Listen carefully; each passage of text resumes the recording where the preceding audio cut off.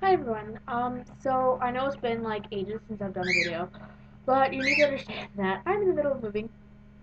I'm pretty sure I said that in one of my other videos. If not, if it hasn't been uploaded, I had issues with uploading videos the last couple weeks.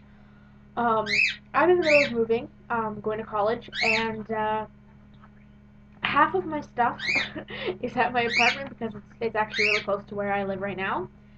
So my computer desk is gone, and actually, most of my stuff is gone right now. All I have is my bed and the birds, and that's pretty much it. So, the first video that I want to do is going to be about, or at least the first video I'm going to do in the next, hour or two, is going to be about what pet stores will do to get you to buy birds. Now, I'm not saying that all pet stores are bad. Um, and if there's a pet store owner out there watching this right now, and you're one of those people that I'm going to talk about who are the good ones, thank you. Thank you so much. Um, you wouldn't believe, for everyone out there, you wouldn't believe how many pet stores are just absolutely rotten with how they care for their pets and how they're trained in knowing what to do about their pets. Um, Now, of course, there are chain pet stores like PetSmart and Pet Value that teach their staff about pet food and whatnot, but really, unless you've gone to school and done extensive research on how a dog or cat or bird or rodent actually works internally, it's nothing that you can be trained to learn. Like, you really do need to know your stuff. Um, so the first thing that you're going to want to look for, or look out for actually, when you go to a pet store is make sure that it smells clean. And I'm not talking like it smells fresh, I'm talking smells clean. Because um, pets, you have to watch. Like, parvovirus, there's a parvo outbreak in my community over the last couple weeks or so, and parvo is nasty. The only thing that will kill parvo, the parvovirus, is bleach. If you do not bleach everything a dog has come into contact with, it could catch parvo. So if you're going into the store and buying a cute little kitten or a puppy dog, and the place smells funny and it's obviously not been dusted, then you could be bringing home a dog with parvo or who knows what else. Um, so make sure the place smells clean. That's kind of goes without saying. Another thing too is you need to know what you're looking for before you get there. Don't just expect a pet store owner to know everything. Like, you can't go there and say, "Oh, my dog's having diarrhea. What do I do?" That's something that you need to ask your vet, not your pet store owner. Now, there's a lot of debate going on about, oh, well, you would go to your pharmacist and ask about medication, and you should be able to go to your pet store place. Not really. Pharmacists actually go to school to learn about meds. Pet store owners don't go to school to learn about the stuff they sell. Most of the time, they haven't even taken business classes. And if they have, it's got nothing to do with what they sell in specific. So know what you're looking for. If you know that your dog is allergic to chicken, then you could say that to your pet store owner. My dog is allergic to chicken. I cannot feed my dog anything with chicken in it. Okay, your pet store owner should know about the products themselves. Okay, this product has chicken. This one does not. Um, if you go in there saying, "Oh, my dog has rashes. I don't know what to do," your pet store owner should look at you and say, "Take your dog to a vet. I cannot help you." Um, there's another thing too, and this really pertains to birds. I find this happens the most with birds, is that people go to a pet store expecting really friendly, hand-fed baby birds, and the thing that you need to realize that is that most reputable bird breeders will not sell their hand-fed babies to pet stores because there's no guarantee of where they're going to go. Most pet stores will not tell you, "Oh, I'm sorry, ma'am," or "I'm sorry, sir, you can't afford this bird." What they'll say to you instead is, "Oh no, that smaller cage is fine. You can put your bird in that." When in reality, it's either they don't know that a particular bird requires a particular size cage, or they do know and they're just sucking for your money.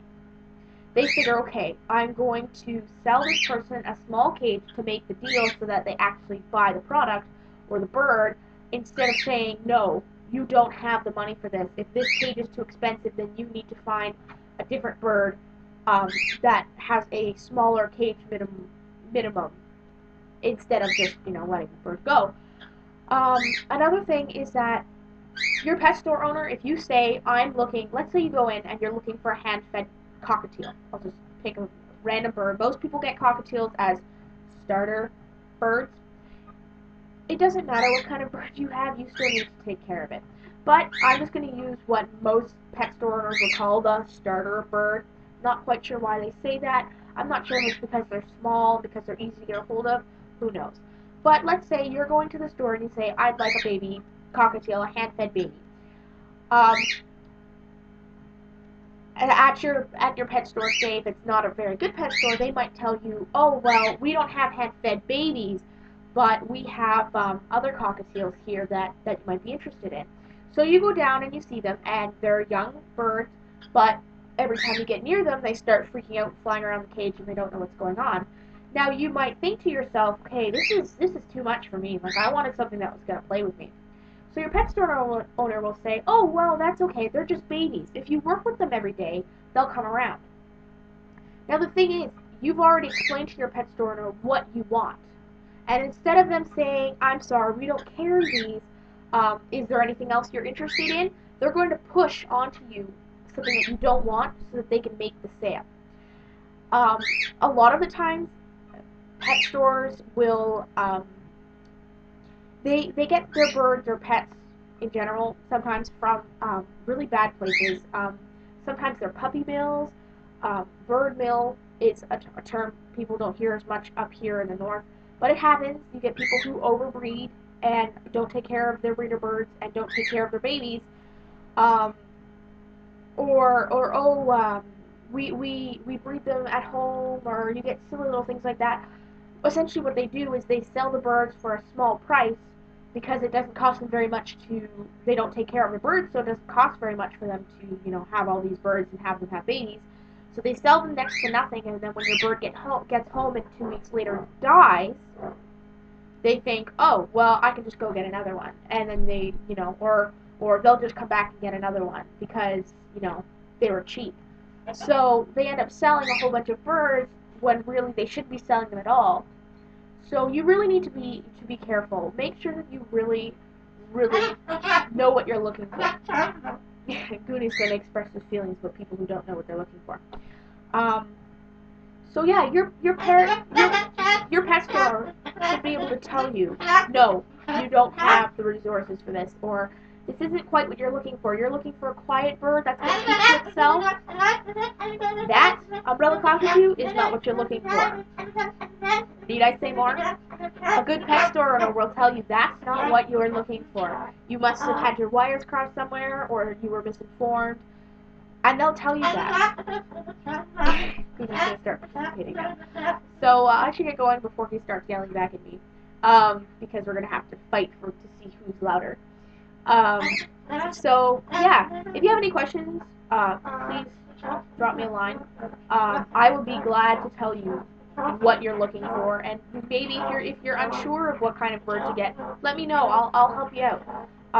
And I really want to stress to everybody, look for a good pet store that you're going to want to support. If you go in there and you think, oh, I'm just going to save this baby bird because it's in crappy conditions, don't. Call the police. It's much easier on everybody because then you're not supporting them. You are calling their bluff.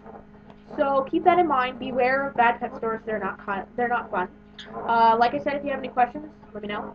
I will message you back. And yeah, make sure to do your research and snoop.